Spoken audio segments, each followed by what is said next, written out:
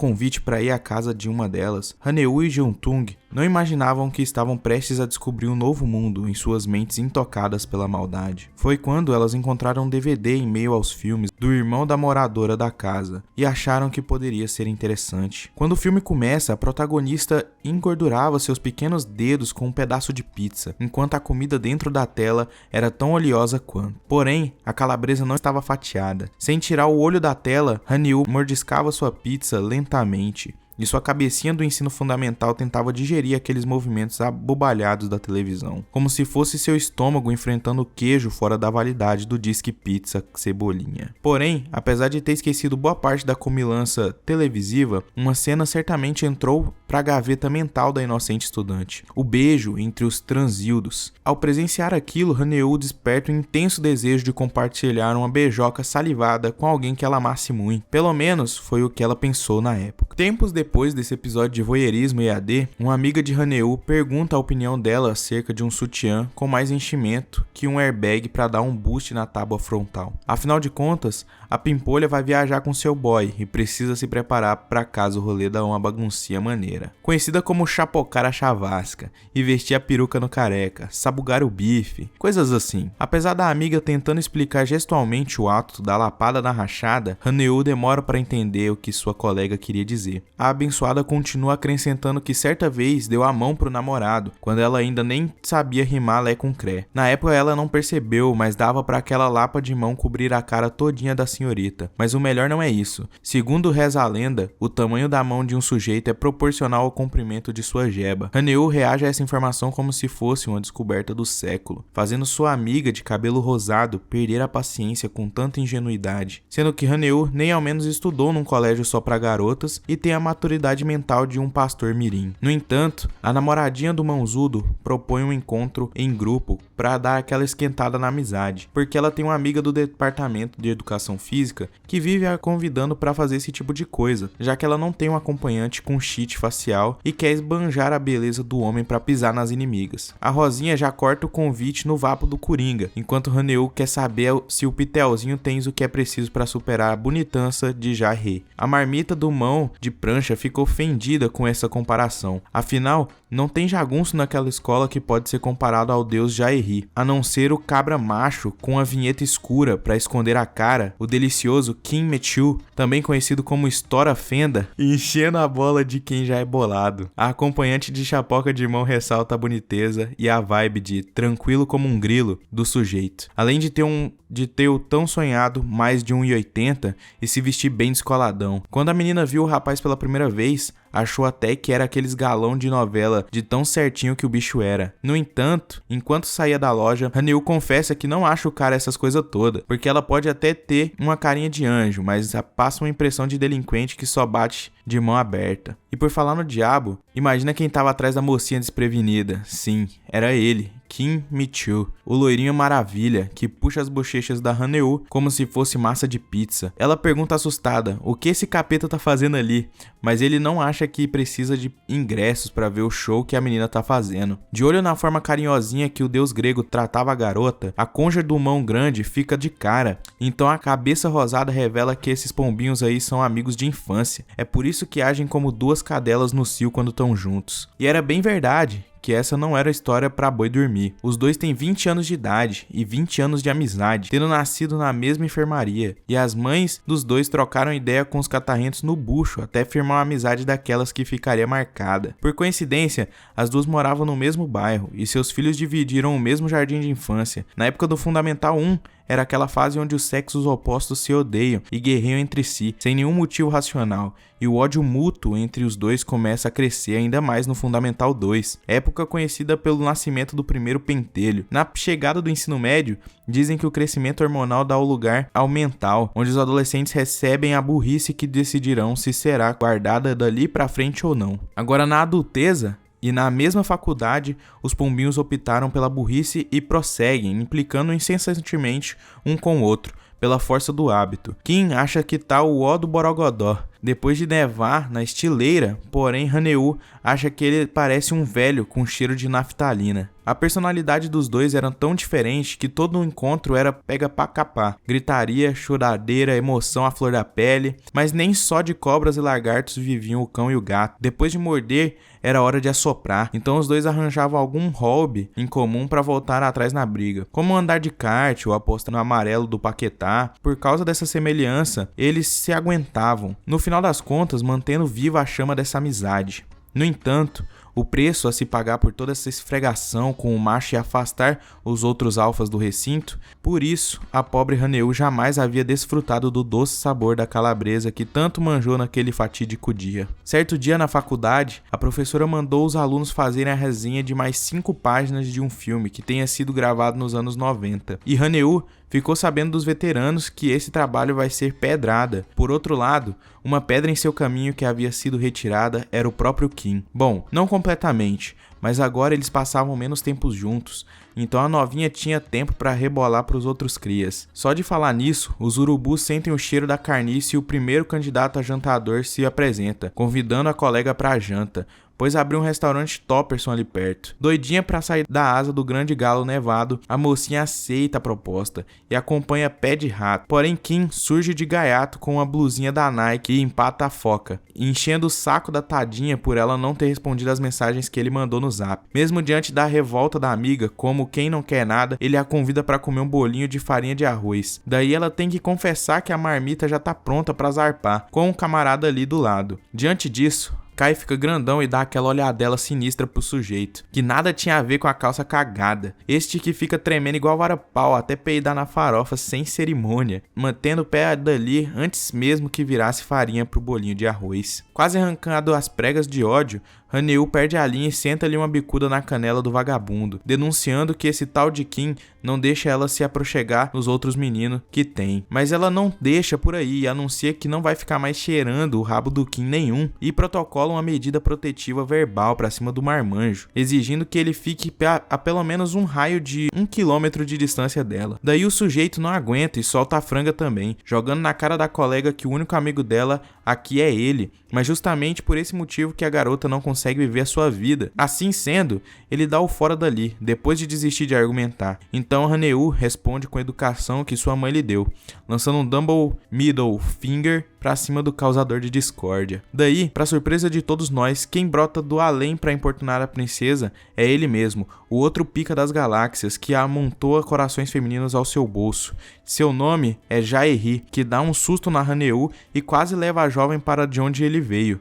Curioso até o talo, o enxerido pergunta por que a amiga estava endiabrada no meio da praça. Então ela mete um migué que tá atolada com aquele trabalho sobre redação de filme. Por sua vez, o estrelinha que recebe oi e tchau de cada viva alma do recinto já imaginava que esse trabalho daria BO, porque é a tarefa mais cavaluda do primeiro ano, e da mesma forma o próprio Jaehi capotou desta patranca nessa época. Mas já que tocou nesse assunto, ele comenta que tem um USB cheio de torrent na moral. Pode até ser uma mina de ouro que o estudante precisa, já que falta uma semana para apresentação. Ele dá a ideia dela segui-lo até sua casa para pegar o dispositivo de uma vez por todas, para já meter bala. Dito isso, só faltava Haneu se ajoelhar e dar graças a Deus, porque logo depois de enxotar o Kim, já chega um corpo que ela mais deseja nu, chamando ela para passar em sua moradia. Era bom demais para ser verdade, mas se era um sonho, a abençoada não quer acordar. Logo eles chegam até a residência do bendito, e o muquifo parecia mais um estábulo abandonado. Jaehi pede para a visita arranjar um lugar para se sentar, mas ela fica em dúvidas entre o chão empoeirado, uma caixa de leite usado ou no próprio morador. Passando óleo ao redor do cafofo, os olhos da garotinha rodopiavam num espiral insano de sofrimento e decepção diante do chiqueiro onde ela estava plantada de pé. Sem noção da realidade, o rapaz pergunta que cara de sequela é essa, já arranjando um cantinho para a convidada sentar. Sem saber como mudar de cara, ela permanece sem mover um músculo até Jaehi encontrar o USB. Depois de revirar as tralhas jogadas por tudo que é visível, para compensar a espera da moça, ele oferece um suco de terra para Haneu e isso dá a chance dela notar que o garotão ali tinha uns dedões, que mais pareciam salsichas, e isso faz ela lembrar do comentário indecente de sua amiga sobre o mito da chapoca de mão. É só de pensar na espessura do nabo, seu rosto já fica tão vermelho que a fervura afeta o raciocínio. Perdendo as estribeiras, ela comenta pro sujeito que a mão dele mais parece um ferro de passar roupa, então ele dá a resposta do milhão na lata. Na verdade, ele se considera do tipo que é grandão em todos os lugares, exibindo a mãozona na cara da meninoca. Ele chegava cada vez mais perto, a ponto dela achar que um mostrengo vai engolir sua cabeça, com essas garras de bicho preguiça. Dando um pulo no susto, ela morre e volta no mesmo segundo. Então avisa que tá ficando tarde e que precisa passar óleo na roda da bicicleta. Ruxada até o último fio do cabelo,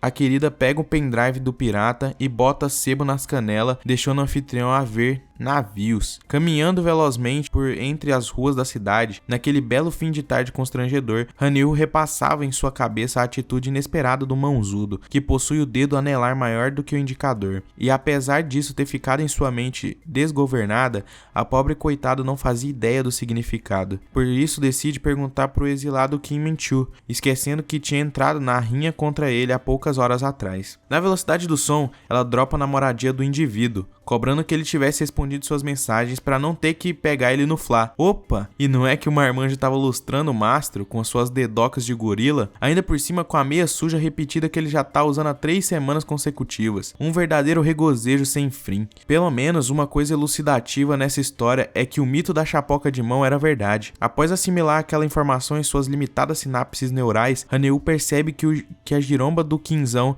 era como um suculento cogumelo selvagem, perdido nas profundezas ocultas do matagal. E ela era uma bióloga com um facão em mãos, pronta para desvendar os mistérios daquele fungo cabeçudo, após abrir o caminho por entre a mata na base da facada. Por dentro, ela finge que esse é só mais um momento em que eles vão tirar um sarro um do outro como na infância, porém a verdade nua e crua era mais cabeluda que a virilha do raparigo. Na tela do computador do bicho, lá tava uma foto estampada da cara da Rineu. Rineu olhava com a cara de tacho pro sujeito, que segurava sem reação seu cogumelo silvestre, até que ela decide virar as costas de vez e deixar o sujeito se divertir sozinho. Ele até tenta argumentar que não é o que ela tá pensando, mas convenhamos, isso daí é tipo somar 1 mais 1. Não tem segredo. Contudo, isso é o que somos levados a acreditar, pois a realidade estava bem distante de ser aquilo que nossos olhos ignorantes foram capazes de traduzir. Pois, apesar de ser um imbecil por ter deixado sua porta destrancada, Kim Min-chu não é um pervertido que esfrega o nabo usando fotos da sua amiga de infância. Você, é claro, deve estar se perguntando o que aconteceu. Então voltemos 20 minutos nessa história. Kim chega da escola bolado da vida pela briga que teve com Hanyu, por isso resolve descontar a raiva na bronha. Ele recebe um vídeo de alguém que acham que determinada obra de arte vai deixar o maluco nos trincos. Então ele dá uma olhada e acha que vai dar pro gasto. Em seguida ele levanta para trancar a porta, mas não percebeu que a fechadura estava quebrada e ficou por isso mesmo. Voltando a fapar incessantemente, ele recebe a mensagem de Hanyu, questionando o que diabo significa quando um marmanjo tem um anelar maior que o indicador. Então silencia a conversa com a dita cuja e percebe que ela mudou a foto de perfil recentemente. Quando Hanyu abriu a porta, era quando ele estava com a mão na massa e a foto estava aberta. Seja como for, é muita informação para a cabecinha inocente da sua amiga de infância. Então ela espera que ele entenda o motivo pelo qual não deseja prosseguir esse diálogo constrangedor e abre a porta para vazar dali. Porém Kim perde a linha e cai no choro de nervosismo para se explicar, tentando de todas as formas convencer sua amiga que jamais faria isso. Ainda assim, Hanyu dá no pé, deixando o loirinho sozinho com cheiro de pinto na mão. No ponto de ônibus, ela se pergunta por que o marmanjo estava de choradeira. Quando o galo voltar a cantar, a sujeita tá de olho virado no Jiraiya, por não saber o que fazer no fim de semana. Ainda mais porque o Kim não mandou mensagem nenhuma. A gente pode imaginar o motivo, né? Mesmo assim, é loucura ela pensar no cara chorando, pois ela só tinha visto isso acontecer, sei lá, no fundamental, no ensino médio, ou quando o zíper fechou no ovo esquerdo dele. Assim ela tem a ideia de pedir um conselho sobre o cogumelo do amigo, mas pra sua camarada Minji. No meio disso, Kim Min-chu tá prostrado na casa de um parceiro que divide o imóvel com outro sujeito, e o rapaz pode ser punido se pegarem Kim por ali, até mesmo ser expulso, mas o invasor garante que pula da janela do segundo andar se der cara. Sem paciência, o rapaz questiona cadê aquela garota de quem Min-Choo vive cheirando o rabo? E essa frase foi o bastante para acionar o gatilho que dispara feito uma 12 na mente do pobre traumatizado. Sem entrar em detalhes, ele começa a gritar e espernear que deveria ter trancado a porta, ou então apostado no galo do Oriko na rinha de Bira, mas que agora já era. Seu cogumelo foi descoberto em meio à Mata Atlântica e sua premiação do jogo do bicho voltou para a mão do agiota. Talvez ele devesse ter silenciado o celular para não receber um nheco-nheco filmado, ou então ele devesse executar seu amigo a sangue frio por ele ter mandado o vídeo na pior hora possível. Logo após aplicar um breve mata-leão no colega, Kim dá uma relaxada após surto e pega seu celular para rever momentos fofítios com sua BFF. E voltar a choramingar igual um bebezão, sem fazer ideia do que fazer para virar esse jogo que, em termos de dificuldade, seria o mesmo que zerar Dark Souls jogando apenas com o nariz e a língua. Do outro lado do ringue imaginário, Haneu explicava para sua amiga Minji que outra amiga dela passou por um perrengue esses dias, e não ela. Essa amiga relatou que o boy magia número 1 disse que a jiboia é anaconda, quando o anelar é maior que o indicador. Então ela foi pro boy magia número 2 para perguntar o que o Toba tem a ver com as calças, mas o número 2 estava segurando o cogumelo, olhando para uma foto dessa amiga no PC. Minji não sabe quem é o número 1, mas certamente o 2 é o Kim Min-Choo, pois mesmo que Haneu tente fingir que foi outra pessoa que passou por isso, é tipo quando os velhos vão comprar um azulzinho na farmácia e dizem que é pro colega. Então, Minji aconselha Haneu a conversar com esse tal número 2, porque já que são amigos, podem se resolver na maciota sem drama. Porém, é só falar no mardito que ele dropa no gaiato no parquinho. Então Haneu finge que não é com ela e dá um tchau apressado pra camarada, pra logo meter o pé sem maiores explicações. Enquanto corria, desesperada de Kim, ela imagina que deve ter sido uma barra pro cara procurar ela primeiro e, além do mais, ele abriu o berreiro quando não conseguiu convencê-la de que tudo não passava de um mal entendido. Com isso em mente, ela tenta se esforçar a brecar para trocar uma ideia de maneira com o amigão e resolver isso de uma vez por todas de forma civilizada. Porém, o freio de mão de sua mente estava com defeito e seu corpo não respondia às suas ordens. À medida que continuava disparando na direção do caminho oposto, por dentro, tudo que ela queria era voltar a ser uma amiga próxima do Kim. Ou melhor, o que ela queria mesmo era ter o Kim dentro dela, mas no momento, nenhuma das duas coisas era possível, pelo que parece. Porém, de repente Minji bate palma usando o vácuo para fazer um barulhão. Então tira sua amiga da hipnose e lembra que a aula acabou de terminar e ela não consegue falar com a colega no fim de semana. De volta ao planeta Terra, finalmente Haneu conta tudo o que deveria a Minji. Então podemos apagar tudo o que aconteceu antes e nos apegar a essa somatória de fatos. De volta ao planeta Terra, o mundo real, Haneu ouve uma sugestão que poderia ter salvado o dia de sua companheira. Ao invés de ter ocorrido até a casa do Kogumen, ela poderia ter pesquisado no Google o que diabo significava esse bagulho do dedo maior que o outro. Ao ouvir isso, Haneu passa por um processo insano de mind-blowing, pois certamente essa é uma alternativa na qual sua cabeça de asno jamais poderia considerar, visto que a genialidade por trás dessa medida ultrapassa as barreiras do conhecimento meramente classificado como humano. Na cena seguinte, a garota estava praticamente nua em cima do raparigo, com o ambiente parecendo mais uma sauna, ela desejando arduamente ser amiga novamente do nosso querido Homem Cogumelo. Mas para que entendamos exatamente o que nos levou a isso, precisamos voltar meia hora no tempo. Nesta bela tarde de sol, Haneu corria como se a vida dependesse disso, em direção ao homem que ela passaria a reconhecer por seu vasto fungo vegetal em carne humana. No entanto, o estardalhaço começado pela menina assusta o rapaz, que agora corre na direção contrária a ela, literalmente fugindo daquele trem desgovernado que vinha em alta velocidade. Haneu pergunta por que ele tá fugindo.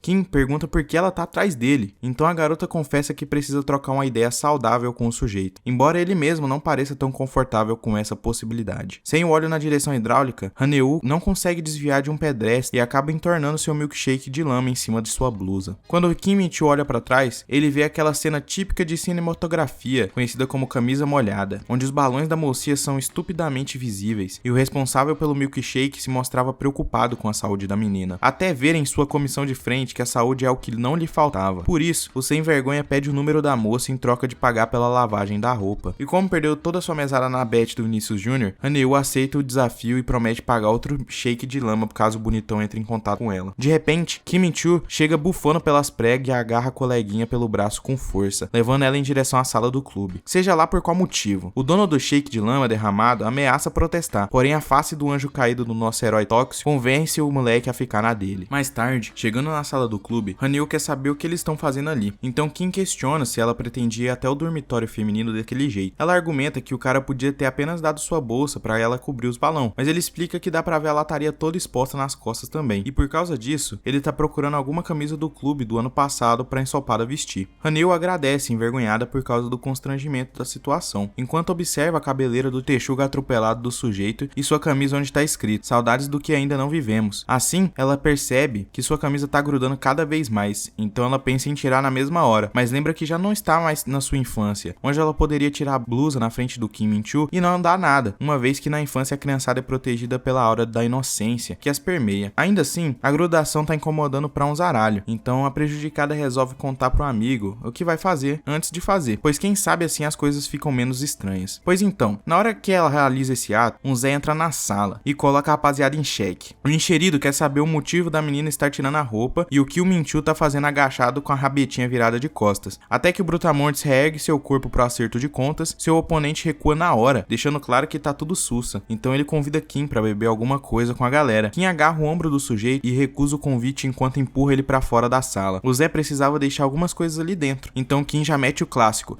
"Deixa comigo". O Zé, pois não precisava de um marmanjo carregando suas paradas, então Kim repete o "deixa comigo" com o dobro de volume e entonação, convencendo o pobre rapaz que era hora de dar tchau. Depois de expulsar os intrusos, Kim dá um suspiro de alívio e agora procura Lee Haneu, esta que não podia ser vista em canto nenhum da sala, deixando o raparigo mais perdido que segue em tiroteio. Foi então que a menina chuta a porta do armário e revela estar escondida para ocultar seus atributos físicos, caso os homens entrassem na sala. Tudo bem, beleza, mas agora que tudo foi resolvido, seria ótimo sair um pouco desse armário, mas a realidade é que Haneu estava presa e não conseguia tirar o corpinho pra fora. Diante da situação constrangedora, ela chora de raiva por ter comido uma pizza de Romeu e Julieta sozinha no final de semana, enquanto Kim Min-choo cai na risada, chamando a pobre encarcerada de rolha de poço, ao mesmo tempo em que acaba manjando sem querer as tetas prensadas da garota em seus joelhos. Sem graça, ele manda a mulher descer dali logo, então ela grita que não consegue, Cacildes, como já havia dito. Sendo assim, ele puxa os dois braços dela como se fosse um guindaste salvando uma baleia encalhada na beira da praia. Assim, depois de muito esforço, a menina desencaixa do armário e cai com tudo em cima do Cogumelo Man. E agora voltamos à cena do início, onde os dois aparelhos molhados e suadinhos estavam um em cima do outro, tentando entender como o destino lhes reservou um momento tão ambíguo de emoções, cheio de significados que permanecem ocultos às suas percepções juvenis,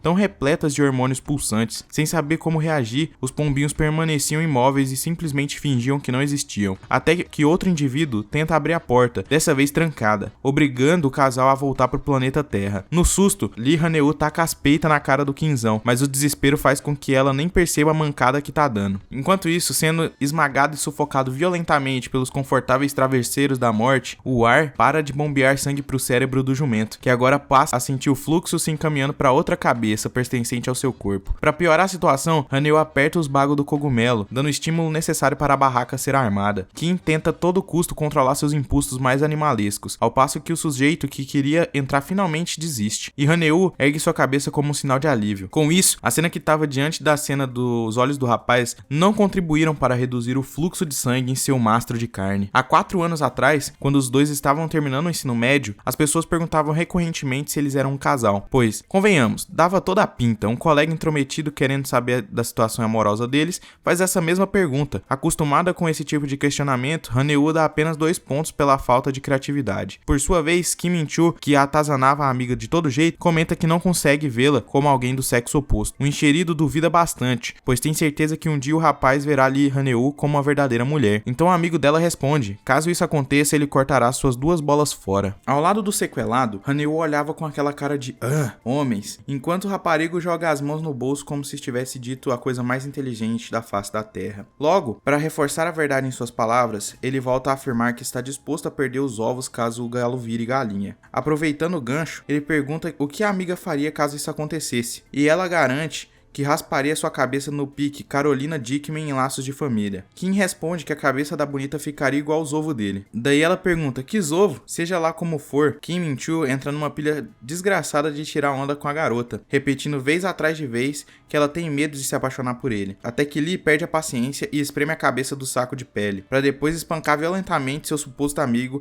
afirmando com todas as palavras que o único sentimento que ela teme guardar pelo sujeito é o ódio, ao ponto de querer estourar os miolos de ser tão tão insignificante para sua vida e para a existência da raça humana na Terra como um todo. Mas ela vai além. Já tomada pela cólera dos seus sentimentos mais ardidos, ela grita que, se um dia se apaixonar por esse tiriça, ela vai... Bom, não saberemos o que ela prometeu, mas sabemos que o momento atual contradizem muito o que os dois jovenzinhos pensavam naquela época. Kim pede pra menina tirar as peitiolas da frente dele, enquanto ele puxava sem querer a blusa do sujeito pra cima e revelava aquele abdômen branquelo trincado. O rosto do homem fica vermelho, feito pimentão, e Haneu se lembra do fatídico dia onde ele chorou desesperadamente depois do que aconteceu. Analisando a comparação entre aquele dia e este momento exato, Lee Haneu acaba perdendo a conexão com o universo material e não se move mais. Em outras palavras, os peitos dela continuavam se esfregando no maluco, que quase não conseguia evitar de sentir seu taco apontado para o alto. Ele já se justifica, argumentando que certas coisas nessa vida são inevitáveis,